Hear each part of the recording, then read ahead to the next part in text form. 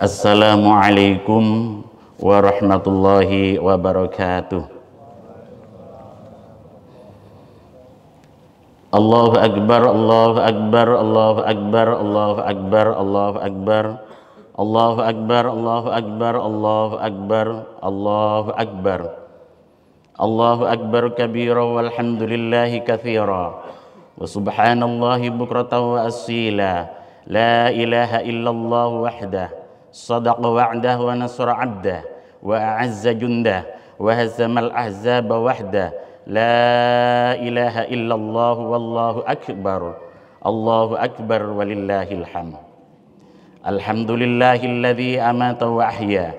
Alhamdulillahilladzi amarna bittaqwa wa naha 'anit ittiba'il hawa. Alhamdulillahilladzi ja'ala lana 'idal adha. Asyhadu an la ilaha illallah ni'mal wakil wa ni'mal maula. Wa asyhadu anna Muhammadan abduhu wa rasuluhu wa may yunkirhu faqad dhalla dhalalan ba'ida. Wa sallallahu ala habibina al-mustafa Muhammadin nabiyil ummi wal wafa. Allahumma ja'alna mimman ittaba'um bi ihsanin ila yaumil jaza. Amma ba'du fa ya ayyuhal hadirun rahimakumullah. Usikum wa nafsi bi taqwallahi wa ta'atihi la'allakum tuflihun.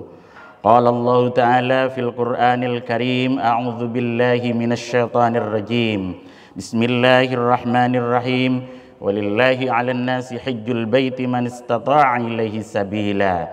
Wa man kafara fa innallaha ghaniyyun 'anil 'alamin. Wa qala Allah aidan fil Qur'anil 'azim, a'udzu billahi minasy syaithanir rajim. Inna a'tainakal kautsar fasholli li rabbika wanhar inna syani'aka huwal abtar. Shadaqallahul azim. Jamaah salat Idul Adha yang dirahmati Allah Subhanahu wa taala. Ada dua peristiwa penting yang tidak bisa lepas dari konteks hari raya Idul Adha yang ditentukan di bulan Dzulhijjah setiap tahunnya. Kedua peristiwa tersebut adalah ibadah haji dan ibadah kurban yang merupakan nampak tilas spektakuler Nabiullah Ibrahim dan Ismail alaihi wassalam. Nampak tilas spektakuler ini insya Allah akan tetap istiqamah menjadi syiar Islam hingga akhir zaman. Secara syar'iyah, ibadah haji menjadi ibadah mahdhah atau ibadah wajib bagi umat muslim yang memiliki kemampuan untuk menunaikannya. Sedangkan kurban menjadi ibadah ghairu mahdhah atau ibadah sunnah muakkadah bagi umat muslim yang mampu menunaikannya. Patut kita syukuri atas ridha Allah Subhanahu wa taala menurut sumber Kemenak Republik Indonesia bahwa umat muslim Indonesia tahun ini berangkat menunaikan ibadah haji ke Baitullah mencapai rekor terbanyak sepanjang sejarah pelaksanaan ibadah haji, yakni sebanyak 241.000 kuota haji. Jumlah ini meningkat sebanyak 12.000 kuota jamaah haji dibandingkan musim haji tahun 2023 yang hanya mencapai 229.000 kuota. Hadirin jamaah rahimakumullah, tepatnya kemarin dari tanggal 8 Dzulhijjah 1445 Hijriah pada zona Mekah Al-Mukarramah dan Madinah Al-Munawwarah, jutaan umat muslim dari berbagai penjuru dunia berbondong-bondong menuju Mina sebagai tanda dimulainya rangkaian ibadah atau manasik haji yang dimulai dari mabit di Mina, kemudian wukuf di Arafah, mabit di Musdalifah, dilanjutkan lontar jumrah di Mina serta tawaf dan sa'i di Mekah. Sementara di waktu bersamaan mulai tanggal 9 Dzulhijjah kemarin, bagi umat muslim sedunia yang tidak menunaikan ibadah haji, khususnya umat muslim Indonesia, ia dianjurkan untuk melaksanakan ketaatan ubudiyah lainnya kepada Allah Subhanahu wa taala, yaitu berupa puasa Arafah, salat Idul Adha seperti saat ini, dan insyaallah kita lanjutkan dengan penyembelihan hewan kurban. Hadirin rahimakumullah, dari dua napak tilas spektakuler Nabiullah Ibrahim dan Ismail alaihissalam, mari kita ambil sebagai ibrah dan uswah, sebagai pelajaran dan keteladanan dalam perjalanan hidupnya. Dalam sebuah riwayat dijelaskan Nabiullah Ibrahim alaihissalam memiliki kekayaan 1000 ekor domba, 300 lembu, dan 100 ekor unta. Ketika Ibrahim ditanya oleh seseorang, milik siapa ternak sebanyak ini? Maka dijawab oleh Ibrahim, kepunyaan Allah, tapi kini masih milikku. Sewaktu-waktu bila Allah menghendaki, akan aku serahkan semuanya. Jangankan cuman ternak, bila Allah meminta anak kesayanganku Ismail alaihissalam, niscaya akan aku serahkan juga kepada Allah subhanahu wa ta'ala.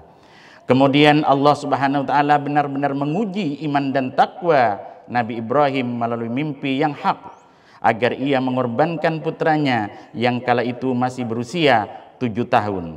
Maka Allah subhanahu wa ta'ala memerintah Nabi Ibrahim alaihissalam untuk melakukan perjalanan ke Mekah, yaitu ke Arafah. Dari Mekah ke Arafah, Ibrahim beserta istri dan anak-anaknya kemudian bermalam di Mina.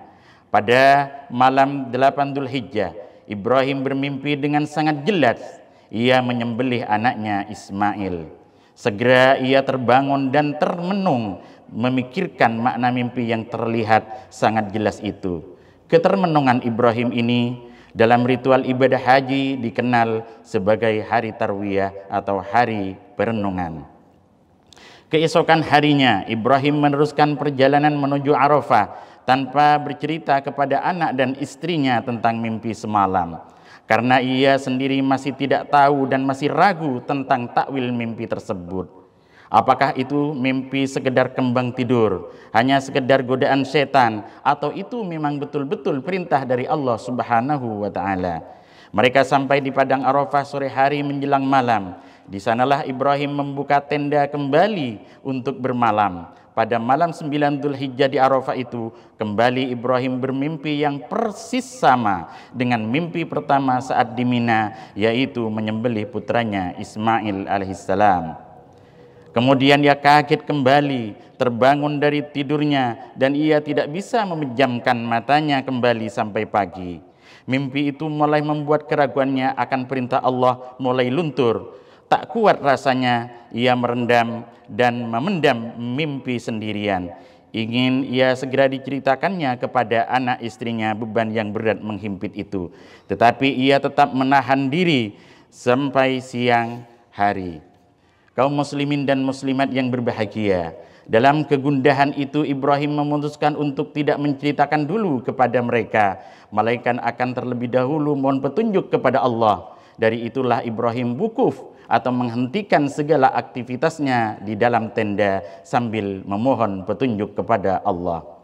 Ia berkontemplasi, berzikir dan berdoa di dalam tendanya sepanjang siang hingga menjelang matahari terbenam. Dalam wukufnya ia kemudian mendapatkan kecerahan, ketentraman dan ketenangan. Hatinya menjadi lebih jernih dalam menangkap tanda-tanda kebesaran Allah. Wukuf Ibrahim yang memperoleh pencerahan ini dalam ritual ibadah haji dikenal sebagai hari pencerahan atau hari Arafah. Mimpi yang sama kembali terjadi pada Ibrahim pada malam Dzulhijjah di Arafah, seperti mimpi-mimpi malam sebelumnya. Dengan sangat jelas Ibrahim melihat dirinya menyembelih Ismail putranya. Dengan datangnya kembali mimpi itu, Ibrahim pun meyakini bahwa mimpi itu adalah memang betul-betul perintah Allah kepadanya. Akhirnya ia memutuskan untuk melaksanakan perintah Allah itu keesokan harinya. Karena itu tanggal 10 Dzulhijjah dalam rangkaian ibadah haji dikenal sebagai hari nahar atau hari berkurban seperti hari ini. Sesudah mimpi ketiga di malam itu, Ibrahim dan anak istri bergegas melanjutkan perjalanan meninggalkan Arafah menuju Mina. Tengah malam mereka beristirahat sejenak di Musdalifah. Saat itulah Ibrahim digoda dan dirayu oleh setan agar membatalkan keputusannya untuk mengorbankan Ismail. Tapi Ibrahim sudah mantap hati, sudah kuat hatinya dan teguh pada keyakinannya untuk melaksanakan perintah Allah pada keesokan harinya.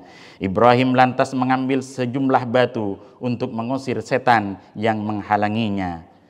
Bagi jamaah haji, Kini malam hari Musdalifah itu disunnahkan mengambil batu kerikil untuk melempar jumroh keesokan harinya sebagai simbol menghalau setan. Allahu Akbar, walillahil hamd. Siang hari di tanggal 10 Dzulhijjah, Ibrahim sampai di Mina menuju ke sebuah bukit yang hari ini dikenal sebagai Jabal Kurban, di mana Ibrahim akan melaksanakan perintah Allah untuk mengorbankan Ismail. Ia pun minta izin kepada Hajar untuk naik bukit bersama Ismail, sedangkan Hajar diminta untuk menunggu di bawah. Dalam perjalanan ke atas bukit di Mina, itulah Ibrahim dan Ismail dihadang lagi oleh setan yang lagi-lagi merayu agar membatalkan niat kurbannya. Tetapi Ibrahim melempari setan itu dengan bebatuan yang telah ia kumpulkan di Musdalifah. Dalam ibadah haji, pelemparan batu terhadap setan itu dikenang sebagai lontar jumrah, yakni jumrah aqabah, jumrah wusta, dan jumrah ula. Sesampai di atas bukit, barulah Ibrahim menceritakan kepada Ismail tentang mimpinya yang datang berturut-turut dalam tidurnya selama 3 hari. Di momen itulah terjadilah dialog yang sangat menyentuh hati antara seorang Ibrahim yang saleh dengan anaknya Ismail yang santun dan penyabar, hingga akhirnya mereka memutuskan untuk membenarkan mimpi tersebut dan mewujudkan mimpi itu sebagai pemenuhan atas ujian Allah diberikan kepada mereka. Kisah itu diabadikan Allah Subhanahu wa taala dalam firman-firman-Nya dalam Al-Qur'an surat As-Saff ayat 102. A'udzubillahi minasyaitonir rajim. Qala ya bunayya inni ara fil manam azbahuka anni azbahuka fanzur madza tara. Qala ya abati fa'al ma tu'mar satajudni insyaallahu minas sabirin. Ibrahim berkata, "Hai anakku, sesungguhnya aku melihat dalam mimpi bahwa aku menyembelihmu." Kemudian Ismail menjawab, "Wahai bapakku, kerjakanlah apa yang perintahkan kepadamu. Insya Allah engkau akan mendapatiku termasuk orang yang sabar." Setelah keduanya siap, tiba-tiba Allah berseru dengan firman-Nya, menyuruh menghentikan perbuatannya. Allah telah meridhoi keduanya sebagai imbalan keikhlasan mereka. Allah mencukupkan dengan penyembelihan seekor kambing sebagaimana disebutkan dan atau diterangkan dalam Quran surah As-Saffat ayat 107 sampai ayat 111. A'udzu billahi minasyaitonir rajim. Wa fadainahu bidzibhin 'adzim wa tarakna 'alaihi fil akhirin. Salamun ala Ibrahim kadzalika nasil muhsinin innahu min ibadinal mu'minin. Dan kami tebus anak itu dengan seekor sembelihan yang besar. Kami abadikan untuk Ibrahim pujian yang baik di kalangan orang-orang yang akan datang kemudian, yaitu kesejahteraan semoga dilimpahkan kepada Nabi Ibrahim. Demikianlah kami memberikan balasan kepada orang-orang yang berbuat baik. Itulah termasuk golongan orang-orang yang beriman. Allahu Akbar, Allahu Akbar, Allahu Akbar, walillahil hamd. Hadirin jamaah salat rahimakumullah, karena Ibrahim dan Ismail telah menunjukkan ketaatan perintah Allah dan berserah diri kepadanya, maka Allah memerintahkan Ibrahim untuk mengganti kurbannya dengan seekor domba sebagai simbol atau pelambang ketulusan pengabdian dan ketaatan mereka berdua kepada Allah Subhanahu wa taala. Maka Ibrahim dan anak istri mengucap syukur luar biasa. Syukur karena anak kesayangannya selamat dari penyembelihan, dan syukur karena Allah berkenan atas ketulusan pengabdian dan ketaatannya. Dalam nuansa penuh kesyukuran dan kegembiraan, mereka bersa'i, berlari-lari kecil naik turun dari perbukitan menuju Baitullah. Sesampainya di Ka'bah, mereka tawaf atau berkeliling di sekitar Ka'bah, mengangkat tangan dan menegadah ke langit sebagai sembari meneriakkan keagungan asma Allah seraya memuji dan mengucapkan syukur kepadanya. Labbaik Allahumma labbaik, labbaik la syarika laka labbaik, innal hamda wan ni'mata laka wal mulk la syarika lak. Ya Allah, telah aku penuh seruanmu, telah aku penuhi panggilanmu, sungguh tidak ada sekutu bagimu. Segala syukur dan segala nikmatmu adalah pemberianmu. Begitu juga segala kuasa adalah milikmu, tiada lain selain engkau ya Allah yang aku tuju. Hadirin jamaah salat Idul Adha yang dimuliakan Allah Subhanahu wa taala, dari kisah Nabi Ibrahim dan Ismail ini bisa diambil hikmah yang mendalam, di antaranya yaitu hamba Allah yang akan dimuliakan di sisinya, dipastikan dipastikan akan diuji keimanan dan ketakwaannya, baik secara pribadi maupun melibatkan orang lain termasuk keluarganya. Maka sadarlah bahwa ujian itu apabila kita terima dengan ikhlas, ridha Allah berada dalam genggaman kita selamanya. Kemudian ketika Allah menguji secara pribadi dan bahkan melibatkan keluarga, baik itu ayah, ibu, dan anak, perlu tentunya frekuensi keikhlasan yang sama agar nantinya dapat menggapai rencana terbaik Allah sebagaimana yang digapai Nabiullah Ibrahim dan Ismail alaihi wassalam. Kurban adalah syariat Allah yang telah dilaksanakan sejak Nabiullah Ibrahim alaihissalam, sebagaimana hadis dari Zaid bin Arqam. Dia berkata, para sahabat Rasulullah Shallallahu Alaihi Wasallam bertanya, wahai Rasulullah, apakah maksud dari hewan-hewan kurban seperti ini? Beliau bersabda, ini merupakan sunnah ajaran bapak kalian, yaitu Ibrahim. Mereka bertanya lagi, wahai Rasulullah, lantas apa yang akan kami dapatkan dengannya? Beliau menjawab, setiap rambut terdapat kebaikan. Dan kemudian mereka berkata, bagaimana dengan bulu-bulunya wahai Rasulullah? Kemudian Rasulullah menjawab, dari setiap rambut pada bulu-bulunya terdapat suatu kebaikan. Kurban merupakan amalan yang sangat dicintai Allah, sebagaimana hadis dari Aisyah bahwa Rasulullah Shallallahu Alaihi Wasallam bersabda, tidak ada amalan yang dilakukan oleh anak Adam pada hari Nahr, yaitu pada hari Idul Adha, yang lebih dicintai oleh Allah selain daripada mengucurkan darah hewan kurban. Karena sesungguhnya hewan kurban akan datang pada hari kiamat dengan tanduk bulu dan kukunya, dan sungguh darah tersebut akan sampai kepada ridha Allah sebelum tetesan darah tersebut jatuh ke bumi. Maka bersihkanlah jiwa kalian dengan berkurban. Hadirin para jemaah salat Idul Adha rahimakumullah, demikianlah khutbah ini. Mudah-mudahan ada manfaatnya untuk menjadikan kita bertambah iman dan takwa kepada Allah Subhanahu wa taala. Mari kita akhiri khutbah ini dengan berdoa kepada Allah Subhanahu wa taala. Mudah-mudahan amal ibadah perjuangan kita diridhai dan diterima Allah Subhanahu wa taala. Innallaha wa malaikatahu yusholluna 'alan nabi ya ayyuhalladzina amanu shallu 'alaihi wa sallimu taslima. Allahumma shalli wa sallim ala Muhammad wa ala ali Muhammad kama shallaita ala Ibrahim wa ala ali Ibrahim wa barik ala Muhammad wa ala ali Muhammad kama barakta ala Ibrahim wa ala ali Ibrahim innaka Hamidum Majid. Allahumma ighfir lil muslimin wal muslimat wal mu'minin wal mu'minat al ahya'i minhum wal amwat ya qadiyal hajat innaka ala kulli syai'in qadir. Allahumma alif baina qulubil muslimin wal muslimat wal mu'minin wal mu'minat. Allahumma aslih dhata bainahum. Allahumma inna nas'aluka tsabata fil amri wal azimata 'alal rusydi bi rahmatika ya arhamar rahimin. Rabbana zalamna anfusana wa illam taghfir lana wa tarhamna lanakunanna minal khasirin. Rabbana atina fid dunya hasanah wa fil akhirati hasanah wa qina adzabannar. Wa sallallahu ala Muhammad wa ala alihi wasallam. Subhana rabbika rabbil izzati amma yasifun wa salamun alal mursalin alhamdulillahi rabbil alamin. Allahu akbar, Allahu akbar, Allahu akbar. La ilaha illallah, wallahu akbar, Allahu akbar, walillahil hamd. Terima kasih, demikian khutbah dari saya, kurang lebihnya mohon maaf. Billahi taufiq wal hidayah. Wassalamualaikum warahmatullahi wabarakatuh.